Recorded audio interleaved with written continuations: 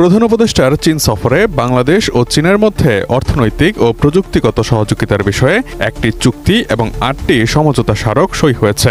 প্রধান উপদেষ্টার ৪ দিনের চীন সফরে আজ তৃতীয় দিনে দুই দেশের মধ্যে এই দ্বিপাক্ষিক চুক্তি ও স্মারকগুলো সই হয়। সমঝোতা স্মারকগুলোর মধ্যে রয়েছে দুই দেশের কালজয়ী সাহিত্য ও শিল্পকর্মের অনুবাদ ও সৃজন, সাংস্কৃতিক ঐতিহ্য ও খবরের আদান প্রদান, গণমাধ্যম, ক্রীড়া এবং স্বাস্থ্য খাতে বিনিময় সহযোগিতা।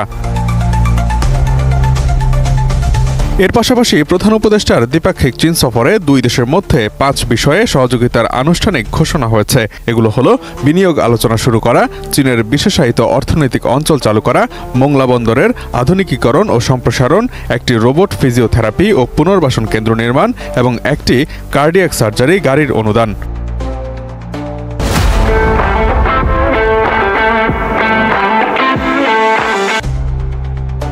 এর আগে বৃহস্পতিবার বোয়াও ফোরাম ফর এশিয়ার বার্ষিক সম্মেলনের ফাঁকে প্রধান উপদেষ্টার সঙ্গে চীনের রাষ্ট্রীয় পরিষদের উপপ্রধানমন্ত্রী ডিং শুয়েংশিয়াং বৈঠক করেন।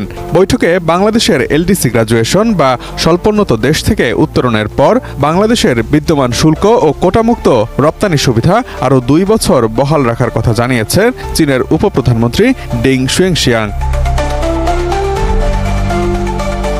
এ সময় চীনা কোম্পানিগুলোকে এদেশে বিনিয়োগের আহ্বান জানিয়েছে বাংলাদেশ।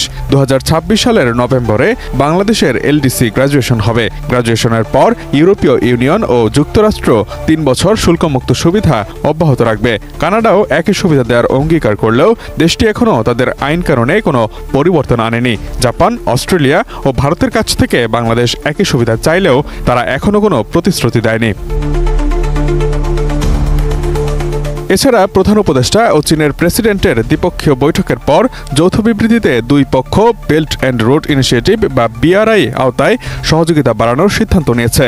চীন বাংলাদেশের অবকাঠামো উন্নয়ন ও শিল্পায়নে সহায়তা অব্যাহত রাখবে বলে জানিয়েছে। চীনা কোম্পানিগুলোকে মংলা বন্দর আধুনিকায়ন প্রকল্প এবং চট্টগ্রামের চীনা অর্থনৈতিক ও শিল্পাঞ্চলে বিনিয়োগে উৎসাহিত করা হবে বলেও জানানো হয় বিবৃতিতে।